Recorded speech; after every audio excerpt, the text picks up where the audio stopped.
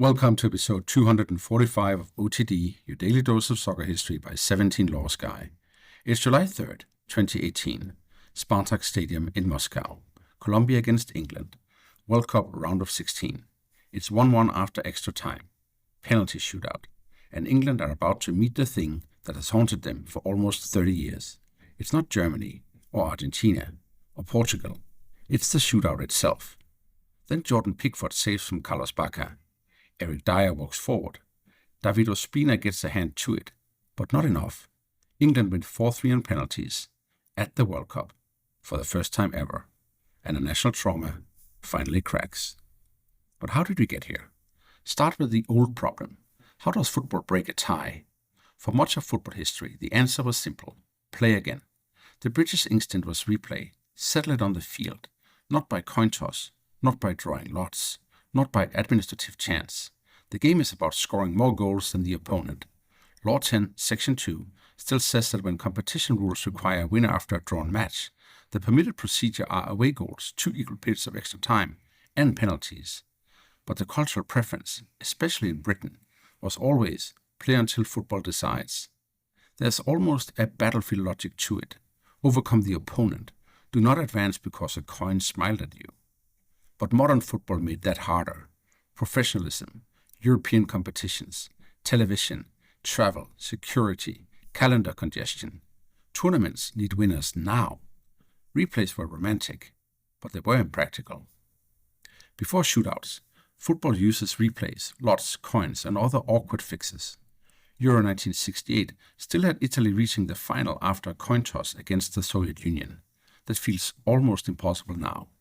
Then penalties arrive as the modern compromise. Not pure football, not pure chance. A technical act under maximum pressure. The history is messy. The Danish Cup used shootouts from its beginning in the 1950s. The idea is often linked to Israeli administrator Yosef Dagan, who pushed for a better alternative to lots and coins. In 1970, shootouts go mainstream. The Watney Cup in England, the Texaco Cup, and UEFA Club competitions.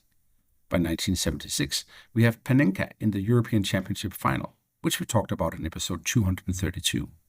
In World Cup qualifying, Tunisia beat Morocco on penalties in 1977. In World Cup finals, the first shootout comes in 82, West Germany against France in Seville. And the laws give us the ritual. Only eligible players may take part, essentially the players on the field at the end of the match. The referee uses a coin toss to decide the goal, and another to decide who kicks first. The teams take 5 kicks each, alternating. If one team has scored more than the other can catch, it ends early. If level after 5, sudden death. No player takes a second kick until every eligible teammate has taken one. It's simple, brutal, and public. Now England. Remember, English culture and history has been to settle a tie on the field, but the global game has forced the need for the shootout. England's penalty trauma begins in 1990, World Cup semi-final, West Germany. Lineker, Beardsley and Platt score. Stuart Pearce is saved. Chris Waddle blasts over, and England are out. At Euro 96, England briefly defeat the curse. Spain at Wembley. Hero hits the bar. Seaman saves from Nadal. Pearce scores 6 years after Turin, roaring like a man exercising a ghost. Then 4 days later, Germany again. Southgate misses. Müller scores. England out. France 1998 against Argentina. Beckham red card. Michael Owen wonder goal. It's 2-2 after extra time. Paul Ince is saved and David Batty is saved. England out again. Euro 2004. Portugal. Beckham sends the first kick over the bar. Darius Vassell is saved by Ricardo, who then takes off his gloves and scores the winner himself. Legendary. World Cup 2006, Portugal again. Lampard saved, Gerrard saved. Jamie Carragher scores, but before the whistle, so he has to retake, and is saved. And Cristiano Ronaldo wins it. Euro 2012, Italy. England actually start well. Gerrard and Rooney score. Then Andrea Pirlo chips Joe Hart with a Panenka, and the psychology changes. Ashley Young hits the bar. Ashley Cole is saved. Diamante wins it. So by 2018, the story is heavy. England do not merely lose shootouts, they expect to lose them. and that expectation is poison. Gareth Southgate knows this better than anyone. He was not just England manager in 2018. He was the man who missed in 1996. So his England prepare differently. They practice. They study. They try to normalize the abnormal. They talk about breathing, ownership, routines, and making the kick a decision, not a panic. Now Colombia. July 3rd, 2018. England against Colombia in Moscow. Colombia are without James Rodriguez, who is injured, but they are still dangerous. Falcao, Cuadrado, Mina, Davinson Sanchez, Ospina, Barrios, Uribe, Muriel, and Bacca. The match is ugly, tense, and bad-tempered. England lead in the 57th minute. Carlos Sanchez wrestles Harry Kane at a corner. Harry Kane converts the penalty. England 1, Colombia 0. It looks as if England might get through without facing the old ghost. Then stoppage time. Mateus Uribe hits a spectacular long shot.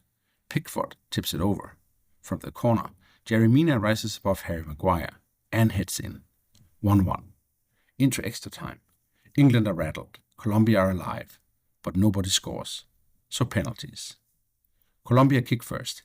Radamel Falcao scores. Harry Kane equalizes. 1-1. Juan Cuadrado scores. Marcus Rashford scores. 2-2. Luis Muriel scores. And now Jordan Henderson. Saved by Ospina. Colombia lead 3-2. So here it is again. The old film. The same ending. Mateus Uribe walks forward to put Colombia on the edge of victory. He hits it hard. Crossbar. So still 3-2. Kieran Trippier takes England's fourth and scores. 3-3. Now Carlos Bacca.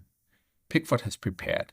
He has notes on the Colombian takers. He dives left and gets a huge hand to it. Save. And now England can win. Eric Dier walks forward. Not Kane. Not a glamour forward. But Eric Dier.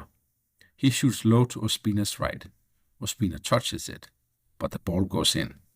And suddenly, the expected headline that wrote itself needs to be scrapped.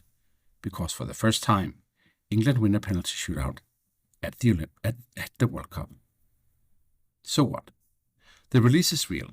This is not the World Cup final. It's not even a quarterfinal. But for England, it feels like a locked door finally opening. Southgate has not only won a match, he has beaten a story. England then beat Sweden 2-0 in the quarterfinal. They lose 2-1 to Croatia after extra time in the semi-final. And then 2-0 to Belgium in the third place match. So no trophy. But something has shifted. The penalty curse is no longer absolute. A year later, in 2019, England beat Switzerland on penalties in the Nations League third place match.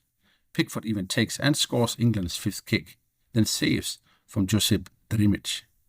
Then comes Euro 2020, played in 2021. Italy at Wembley, a final. Penalties again. Rashford hits the post. Sancho is saved. Saka is saved. England lose. The trauma isn't gone. But it is no longer the whole identity. Euro 2024 proves that. England against Switzerland. Quarterfinal. Penalties. Palmer scores. Bellingham scores. Saka scores. 3 years after Wembley. Ivan Toney scores without really looking at the ball. Trent Alexander-Arnold wins it. That is a different England. No longer already beaten before the walk from the halfway line. England's first shootout loss was to Germany, and the contrast is fascinating. Germany used to be the penalty superpower. After losing to Panenka and Czechoslovakia in 1976, they built a myth of shootout inevitability. France 82, Mexico 86, England 90, England 96, Argentina 2006. We talked about Lehmann's list 3 days ago. But even Germany's myth can break. Only Monday this week, Germany lost on penalties to Paraguay at the World Cup, their first World Cup shootout defeat. The old certainty cracked. And that is the point. Penalty shootouts are never only about technique, they are about pressure. And the pressure is not equal. The goalkeeper can become a hero. Almost nobody expects the goalkeeper to save. The taker is expected to score. That is why the walk is so lonely. Everyone talks about a lottery, but that is too easy. A lottery is random. Penalties are skill under psychological compression. The ball is stationary, the target is large, the goalkeeper is one person, and still, the goal shrinks. That is why some shootouts become mythology. Panenka in 1976 making audacity a name. Was Germany and France in '82 the first World Cup final shootout after one of the tournament's great extra times? Helmut Dukadam in 1986, saving 4 Barcelona penalties for Steaua Bucharesti in the European Cup final. I told that story in episode 188. Liverpool and Milan in 2005, Dudek's dance, Shevchenko's miss, the miracle of Istanbul, which was in episode 206. Both these are definitely worth a listen. And the epics of endurance, long shootouts where the drama becomes almost absurd, like the 2007 European Under-21 semi-final between the Netherlands and England. 32 kicks, England losing again, and later UEFA Club shootouts go even longer. Shootouts are cruel, but they're also unforgettable. And on this day in 2018, England finally got to remember one differently. Before we go, 3 things to take away from July 3rd, 2018. First, penalty shootouts were football's solution to the modern calendar. Replays had romance, but tournaments needed finality. Penalties replaced chance with pressure. Second, England's curse was not just bad luck. It became inherited psychology. 1990, 96, 98, 2004, 06, 12, until Southgate's England treated it as something to be prepared for, not feared. Third, Colombia 2018 did not end all England penalties pain. Italy 2021 proved that, but it broke the fatalism. Since that night, England can walk to the spot with a different memory.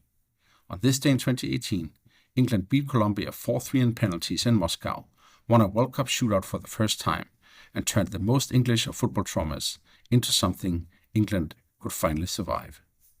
That is all for episode 245 of OTD, your daily dose of soccer history by 17 Laws Guy. Please help me and the algorithm push the show in front of new people by rating it 5 stars and sharing it with your friends. Tomorrow, we go to July 4, 1954, Bern, West Germany against Hungary, and Das Wunder von Bern, the miracle of Bern, a final everyone thought Hungary would win, and the match that changed German football history forever. See you then.